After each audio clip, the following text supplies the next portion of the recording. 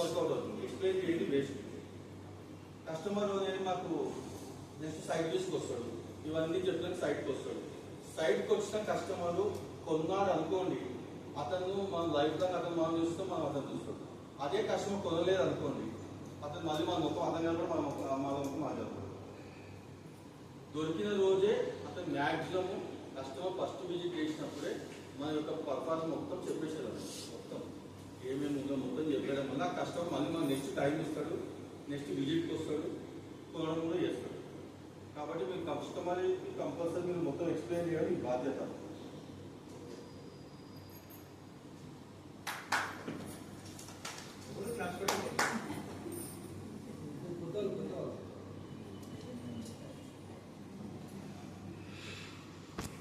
Customer కు demo ఏ venture demo ఇస్తే అదే వెంచర్కే మీరు సైడ్ వీస్ పెట్టండి. దయచేసి మీరు శ్రీలేమ్ ఇచ్చారనుకోండి, శ్రీలేమ్ వరకు చూపించేసి అక్కడనే క్లోజ్ చేసుకొని వెళ్ళిపోండి.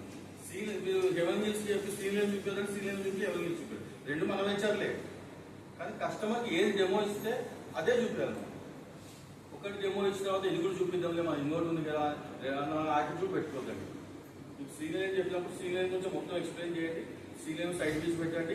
లంచ్ కావాలి, శ్రీలేమ్ లేదు కాబట్టి బయట హోటల్ అని చెప్పాము, నో ప్రాబ్లం. కానీ కేవలం లంచ్ కోసం కూడా అక్కడ తీసుకురావద్దండి దయచేసి. ఎందుకంటే మనం ఏది ఎక్స్ప్లెయిన్ చేసినామో అక్కడనే క్లోజ్ చేసుకోవాలి.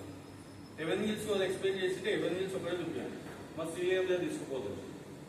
ఎందుకంటే కస్టమర్ మొత్తం మైండ్ లో ఒకటి పెట్టినప్పుడు అదే యాటిట్యూడ్ లో ఉంటుంది. ఇది ఇన్కేస్ ఇది కాక అది కూడా చూపించాం అనుకోండి, ఈ రెండింటిలో ఏది తీసుకొని ఆలోచించి మీకు రేపు చెప్తా ఉంటారు.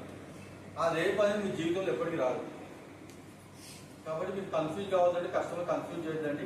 మీ మ్యాక్సిమం రిజల్ట్ అనేది 90% రిజల్ట్ మీకు డెమోలో వచ్చేస్తుంది. కాబట్టి మీరు ఏం డౌట్స్ ఉన్నా టీమ్ హెడ్స్ సహాయం తీసుకోండి, మంచిగా డెమో చేయండి, కంపల్సరీ సేల్ వస్తుంది.